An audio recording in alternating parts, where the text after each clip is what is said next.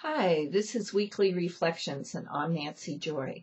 I'm recording this on Sunday, February 2nd here in the United States, Groundhog Day, and also Super Bowl Sunday. So before I get into Take the Paradox Challenge, which is a wonderful topic for today, I want to take a moment, if you're watching this before the Super Bowl, to hold a space of love in your heart. There's a lot of talk about what's going to happen at the Super Bowl, false flag event or such. And I had a very interesting dream about it last week where I was high above the MetLife Center and looking down, and the sky started to shimmer, all started to shimmer. It felt actually good, even though the conspiracy world is saying, terrorists and all kinds of whatever things are going to happen there. But I saw the sky shimmering, and then it became clear to me, it wasn't, obvious to anyone in the stadium, I could tell, but it became clear to me that this was a huge ship. Covered the whole top of the stadium up about 100 feet up, and it was Syrian, because I saw that, symbol of the Syrian ships. And it just felt good, felt comfortable. So today's topic is Take the Paradox Challenge. And it's somewhat of a paradox that there's fear all over the internet about this and that, the collapse of the economy, terrorist attack on the Super Bowl, what's going to happen in Sochi, the Olympics, and, a lot of fear mongering. And at the same time, there's that wonderful sparkling that I saw in the sky, the good feeling, and both things are true. So that brings me to today's quote. I'm reading the series by Jessie Ayani, who wrote Codes of Light, and I'm reading right now the Brotherhood of the Magi. Excellent books. And here's what she says. Opinion and discernment do not support a paradox. A paradox means embracing both sides of seemingly opposing thoughts or beliefs. Both things are true. Life is a paradox. Life on earth is a paradox, and that is why so many people struggle on the earth. Paradox actually sees beyond illusion and finds God in the expression of all things. So that's what's to hold in your heart today and every day. And to explore that further, every morning I do a meditation with the four directions above and below and my heart. And the West has always been bringing duality together. The West is the paradox. The West holds all duality as an expression of self, basically. And so I thought, wow, this touches home in so many ways. Ezekiel has always taught me when I'm in a space of duality, he's always said to me, my beloved, remember, both things are true. In other words, get out of your mind, expletive deleted, and bring them both into your heart. After all, the heart has two chambers, right? And they have very different functions, yet they don't compete. The heart would not beat without the paradox of their two different functions. So as a creator, we're creating our own reality, of course. And the paradoxes of our world are so many. They divide and they separate us.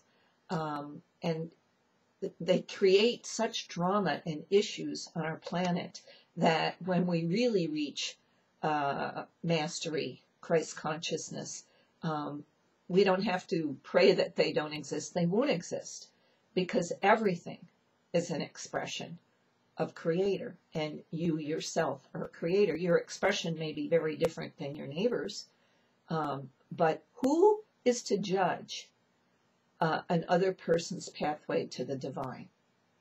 Brings me to a very short story I'll tell way back when I started doing psychic readings and stuff in the late 80s, early 90s.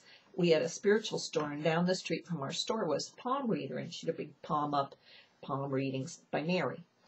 And people would go to Mary's and then they'd come to our store where I also at time was doing readings. But Mary would tell them these really scary things, like your husband's going to die in a car wreck. I see a red truck hitting. I mean, that kind of really specific. And always she was willing to send protection and better energies, of course, for a price. And it infuriated me. And so I called up to try to make a session using a different name. And she was very psychic because she refused to schedule a session for me.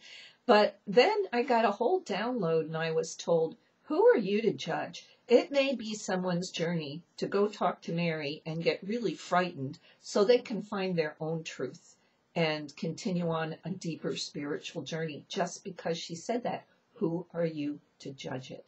And so there you have the paradox. Right down the street from me, there was her. And both had validity. Both were necessary for different people drawn to whomever on their journey. So in the frequency that's vibrating on Earth right now, we are charged with the task of stopping the judging and the labeling. And as Ayani puts it in her book, this is interesting, opinions are a vibration of the lower ego. They're a very low vibration. You step up from that. Discernment is the vibration of the initiate. In other words, we're all pretty much in discernment now, where we're learning about judging and what to judge and not to judge, and we are learning to use our discernment. We are in the process of on our journey to Christ consciousness. Then, when you reach mastery of Christ consciousness, that's when you have the highest expression, which is the paradox. Both things are true, and it's beautiful. That's the thinking of the master. So I invite you today to take the challenge this week. I did it last week. I was really amazed because I don't think, we all think we're somewhat grand or something's the ego, but I was amazed at my own labeling and my own judgments. And so we have to start somewhere. So let's start consciously moving into discernment. Take the paradox challenge. It's time. We came here to do this. We've been given a roadmap. This is where you are. This is where you want to be. So let's start taking the steps to do it. And some of these things that are dividing us in dramas, like the 1% and 99%, abortion right to life, gay marriage, no gay marriage, all these things that are driving us apart, if we can take them in and see the beauty in both and realize something is being created out of the paradox. So that's a great message for today. Be sure to check into the wonderful trips. I have Sedona posted now with all the details, May 11th to the 16th. It's a very reasonably priced trip. It's right here in the States. And we're looking for not a great big group. We already have people signing up, which is awesome. So check out Sedona, of course, Egypt, and don't forget the dolphins. And there won't be any free sessions after next Wednesday until after March 5th, because I'm going to be traveling. So take care of who you are, and we'll see you next week. Bye-bye.